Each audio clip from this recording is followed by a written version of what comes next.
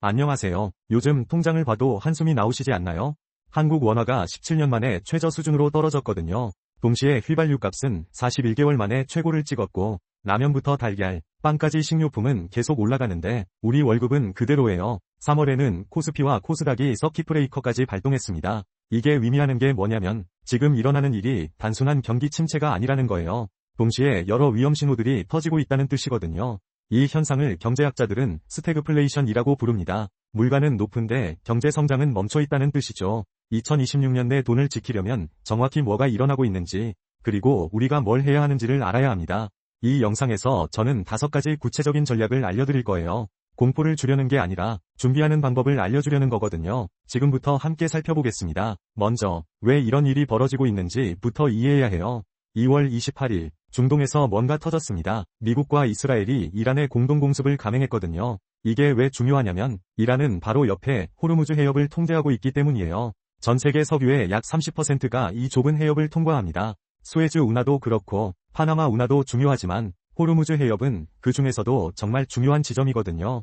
이번 공습으로 이란의 에너지 시설들이 타격을 받았고 석유 공급 차질이 우려되기 시작했습니다. 그 순간부터 국제유가는 폭등했어요. 정상 가격이 배럴당 80달러 정도인데 지금은 100달러를 돌파했습니다. 50% 이상 올랐다는 뜻이에요. 더 무서운 건 전문가들의 분석입니다. 만약 이란이 호르무즈 해협을 완전히 봉쇄하거나 석유 시설을 더 심하게 파괴한다면 어떻게 될까요? 국제에너지기구 같은 곳에서는 배럴당 174달러까지 치솟을 수 있다고 시뮬레이션했어요. 174달러면 지금의 2배 이상이라는 뜻이거든요. 이게 한국에 왜 문제가 되냐면 우린 석유를 거의 전량 수입해요. 우리나라가 필요한 에너지의 대부분이 중동산 석유고 유가가 올라가는 건 바로 우리 물가에 영향을 줍니다. 휘발유, 난방유, 전기요금, 그리고 배송비까지 모두 올라가는 거죠. 근데 여기서 그치지 않아요. 동시에 또 다른 위기 신호가 나타났습니다. 한국 원화가 갑자기 약해지기 시작했거든요. 원, 달러 환율이 1512원을 기록했습니다. 이게 뭘 의미하냐면 17년 만에 원화 가치가 가장 낮았다는 뜻이에요. 2009년 금융위기 때 이후로 원화가 이렇게 약한 적이 없었다는 거거든요. 원화가 약해지면 뭐가 문제냐고요? 우리가 수입하는 모든 게 비싸진다는 뜻이에요. 석유도 수입인데 더 비싸지고 밀이나 옥수수 같은 농산물도 수입인데 더 비싸지고 반도체 만드는 데 필요한 원자재도 더 비싸진다는 뜻이거든요. 그러니까 유가 폭등 플러스 원화 약세는 더블 타격이 터졌다는 거예요. 결국 3월에 이런 우려가 주식시장에 반영되기 시작했습니다. 코스피와 코스닥이 서킷 브레이커까지 발동했어요. 서킷 브레이커가 발동한다는 건 하루에 떨어질 수 있는 범위를 초과했다는 뜻이거든요. 시장이 패닉 상태라는 신호예요. 그리고 언론도 정확히 진단했습니다. 서울신문을 비롯한 주요 매체들은 한국이 이미 스태그플레이션에 진입했다고 보도했어요. 이건 전문가들의 추측이 아니라 현실에 일어난 일이라는 뜻이거든요. 그럼 스태그플레이션이 정확히 뭔지 정의해 볼게요. 단어는 좀 어렵지만 개념은 간단합니다. 스태그플레이션은 두 단어의 합성어예요. 경제 침체를 뜻하는 스태그네이션과 물가 상승을 뜻하는 인플레이션이 붙어 있거든요. 즉, 물가는 높은데 경제는 안 자라고 있다는 뜻이에요. 보통 경제에선 이 둘이 반대로 움직여요.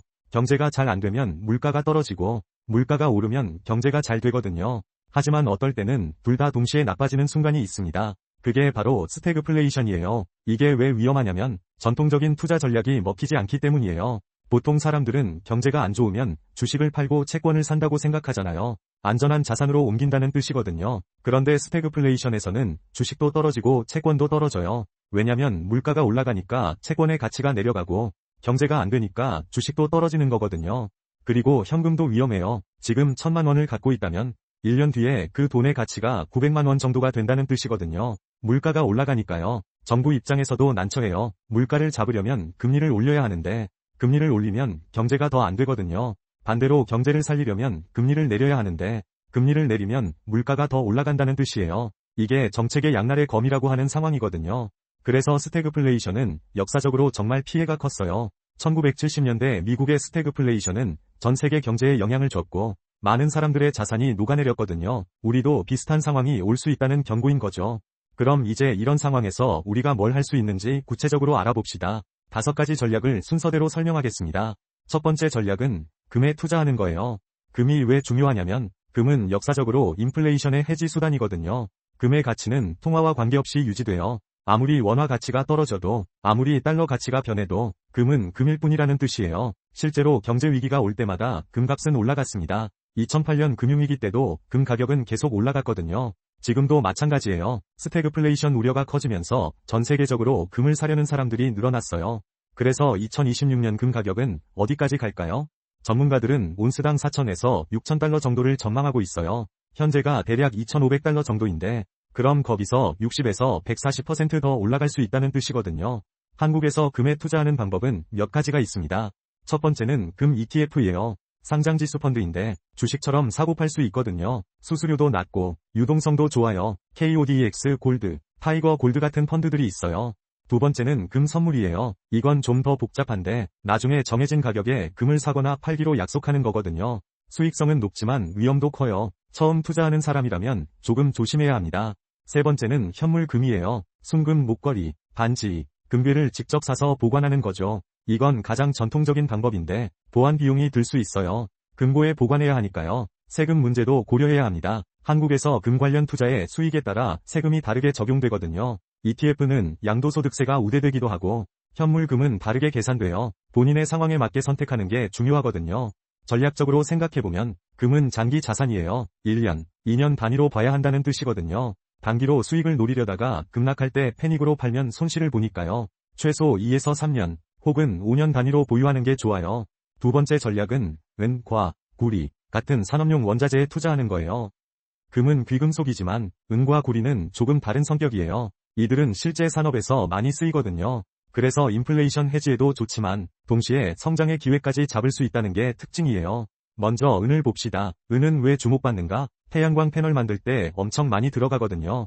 실제로 태양광 발전량이 늘어나면서 은의 수요가 계속 증가하고 있어요. 재정난에 빠진 나라들도 신재생에너지로 눈을 돌리고 있고 기후변화 대응이 중요해지면서 태양광에 대한 투자는 계속 늘어날 거거든요. 그래서 은 가격도 계속 오를 것 같아요. 금과 달리 은은 태양광, 풍력 같은 신재생 에너지 성장의 혜택을 받을 수 있다는 게 매력이거든요. 물가 상승의 해지도 되고 동시에 미래 산업의 성장도 탈 수 있다는 뜻이에요.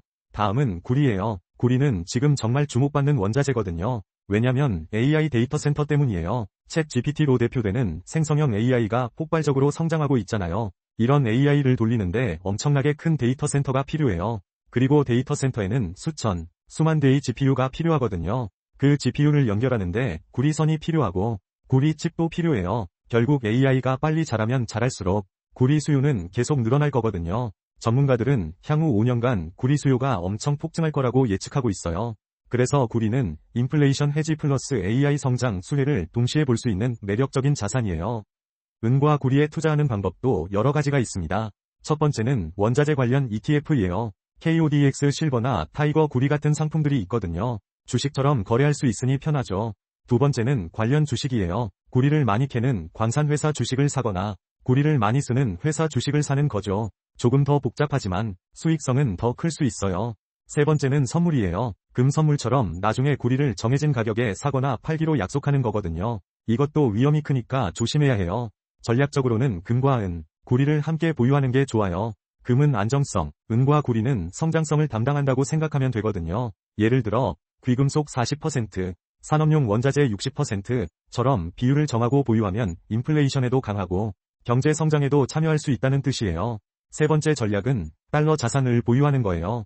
이건 왜 중요하냐면 지금 원화가 정말 약한 상황이거든요. 이미 1512원까지 떨어졌는데 앞으로 더 떨어질 가능성이 높아요. 스태그플레이션이 심해지고 한국 경제 전망이 어두워질수록 해외 투자자들은 한국 자산을 팔고 달러로 빠져나갈 거거든요. 그럼 달러 자산을 보유하면 뭐가 좋을까요? 첫 번째는 환차익입니다. 지금 1512원일 때 달러를 사두면 원화가 더 떨어져서 1600원이 되면 자동으로 수익이 난다는 뜻이거든요. 환율 변동만으로도 돈을 벌 수 있다는 거죠. 두 번째는 인플레이션 해지예요. 원화의 가치는 떨어지는데 달러의 가치는 상대적으로 더 안정적이거든요. 원화로 갖고 있으면 물가 상승으로 구매력이 떨어지지만 달러로 갖고 있으면 적어도 달러 통화권에서는 구매력을 유지할 수 있다는 뜻이에요. 한국에서 달러 자산에 투자하는 방법은 이렇습니다. 첫 번째는 달러 예금이에요. 은행에 가서 달러로 정기예금 해주세요 라고 하면 되거든요. 이건 가장 안전한 방법이에요. 이자도 붙고 환위험도 거의 없어요. 두 번째는 달러 채권이에요. 미국 정부나 미국 회사가 발행한 채권을 사는 거죠. 이건 달러 예금보다 이자가 더 높을 수 있어요. 세 번째는 미국 주식이에요. 한국 주식이 떨어질 때 미국 주식은 비교적 안정적으로 오를 수 있거든요. 우량주라면 더욱 그렇고요. 애플, 마이크로소프트, 구글 같은 회사들이죠. 네 번째는 달러 현금을 직접 갖는 거예요. 이건 가장 보수적인 방법이지만 환위험은 가장 적어요. 은행 금고에 보관해두고 필요할 때 꺼내 쓰는 거거든요. 전략적으로는 세 가지를 섞어서 하는 게 좋아요. 안정성을 원하면 달러 예금이나 현금, 수익을 원하면 달러 채권이나 미국 주식을 조금씩 보유하는 거죠. 예를 들어 달러 자산 중에 50%는 예금, 30%는 채권, 20%는 우량주처럼요. 주의할 점이 하나 있습니다. 달러 자산을 모두 장기 보유하되 환율이 너무 올라갔을 때는 일부를 팔 생각도 해야 해요. 1600원을 넘어가면 충분히 번 거라고 생각하고 팔아도 되거든요. 욕심을 내다가 다시 내려왔을 때 후회하지 않으려면 목표가를 정하고 도달하면 일부를 정리하는 게 현명하다는 뜻이에요. 네 번째 전략은 고유가 수혜주에 투자하는 거예요. 유가가 올라가면 누가 이득을 볼까요? 두 그룹이 있어요. 첫 번째 그룹은 정유사예요. S-오일이나 SK이노베이션 같은 회사들이죠. 이 회사들은 원유를 사서 휘발유나 경유로 정제해서 팔거든요. 원유 가격이 올라가도 휘발유 가격이 더 올라가면 이윤이 늘어나는 거죠. 특히 한국 정유사들은 기술이 좋아서 마진율이 높아요. 두 번째 그룹은 해운사예요. HMM이나 현대중공업 같은 회사들입니다. 왜 해운사가 고유가 수혜를 받을까요? 유가가 올라가면 연료유 가격이 올라가잖아요. 그럼 선박 운영 비용이 올라가서 해운사가 손해를 본다고 생각할 수 있어요. 하지만 현실은 반대예요. 유가가 올라가면 배송료도 올라가거든요. 화주들이 유가가 올라서 비쌀 수밖에 없다 고 인정하고 배송료를 올려주는 거죠. 그래서 해운사들의 수익도 올라가는 거예요. 특히 극한의 상황, 호르무즈 해협 붕괴 같은 이오면 배송료는 수배로 올라갈 수도 있어요. 그래서 고유가 수혜주는 단기와 중장기 모두에서 좋은 투자 대상이 될 수 있습니다. 추가로 주목할 만한 소식이 있어요. 4월에 한국이 WGBI 세계 채권 지수에 편입된다고 해요. WGBI는 세계 주요 국채들을 모아놓은 인덱스인데 한국이 편입되면 해외 펀드들이 한국 자산을 사기 시작할 거거든요. 특히 한국 채권을 사려는 수요가 크게 늘어날 거예요. 이건 한국 주식시장에도 긍정적이에요. WGBI 편입으로 인한 자금 유입이 기대되니까요. 특히 대형주와 고배당 종목들이 주목받을 거라고 예상돼요. 고유가 수혜주 투자 방법은 간단합니다. 첫 번째는 직접 주식을 사는 거예요. S-오일, SK이노베이션, HMM 같은 종목들을 기본으로 찾아보면 돼요. 두 번째는 관련 ETF를 사는 거예요. 에너지 섹터를 다루는 ETF들이 있거든요. 개별 종목 선택이 어렵다면 이 방법이 더 쉬워요. 세 번째는 펀드를 가입하는 거예요. 정유, 해운 같은 특정 섹터를 전문으로 하는 펀드들이 있거든요. 주의할 점은 유가가 계속 올라가기만 하는 건 아니라는 거예요. 언젠가는 다시 내려갈 거거든요. 그래서 고유가 수혜주는 단기 투자 개념으로 봐야 해요. 1에서 2년, 최대 3년 정도 보유하면서 수익이 나면 팔 생각을 하는 거죠. 또한 정치적 상황도 봐야 해요. 만약 미국이 이란과 협상을 하거나 호르무즈 해협이 다시 안정화되면 유가가 급락할 수 있거든요. 그럼 고유가 수혜주도 함께 떨어져요. 그래서 주기적으로 뉴스를 체크하면서 투자 타이밍을 조절해야 한다는 뜻이에요. 다섯 번째이자 마지막 전략은 사실 가장 중요한 전략일 수도 있어요. 바로 비상자금 확보와 현금 보유입니다. 이게 무슨 투자냐고 생각할 수 있어요. 하지만 스태그플레이션 상황에서 현금은 그 자체로 방어 자산이거든요.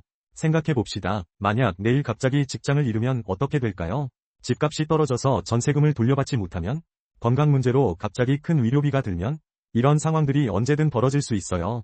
스태그플레이션이 심해지면 경제 불확실성이 커집니다.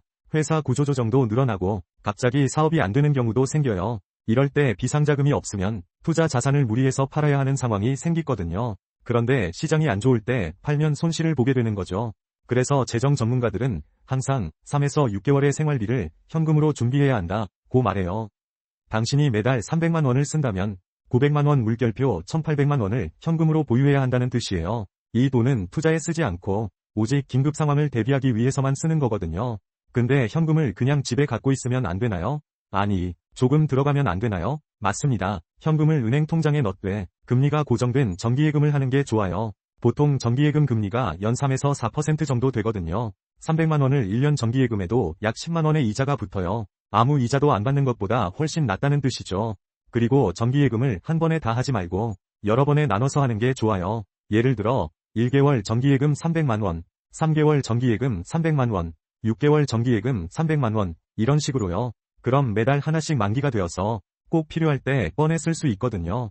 그리고 여기서 주의할 점이 있어요. 변동금리 상품은 피해야 한다는 거예요. 지금은 금리가 높지만 앞으로 금리가 내려갈 수 있거든요. 그럼 변동금리 상품의 이자도 떨어지게 돼요. 차라리 고정금리로 확정해두는 게 앞으로의 불확실성에 대비하는 거라는 뜻이에요.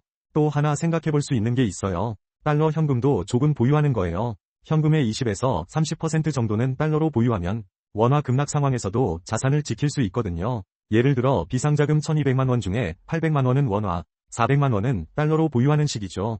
이제 한 가지 더 말하고 싶은 게 있어요. 정부도 이 위기를 느끼고 있다는 뜻이에요. 최근 정부는 25조 원의 추경을 편성했거든요. 이건 경제 상황이 심각하다는 신호예요. 정부가 비상금을 풀어야 할 정도라는 뜻이거든요.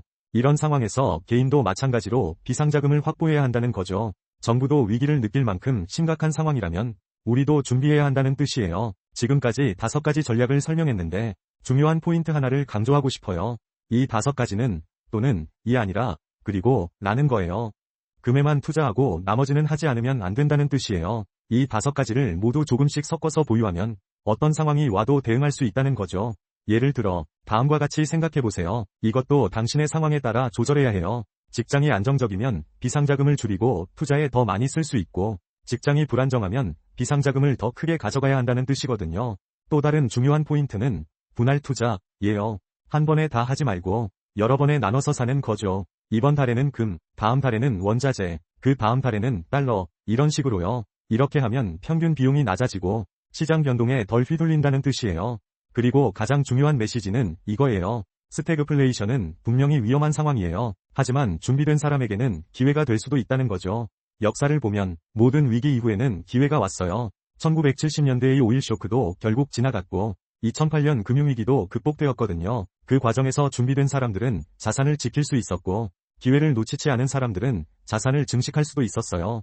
2026년의 스태그플레이션도 마찬가지일 거예요. 우리가 지금 준비하면 이 위기는 우리의 자산을 지키는 계기가 될 수 있다는 뜻이에요. 공포에 휘둘리지 말고 차근차근 준비하시길 바랍니다. 여기까지가 2026년 스태그플레이션을 대비하는 5가지 전략이었습니다.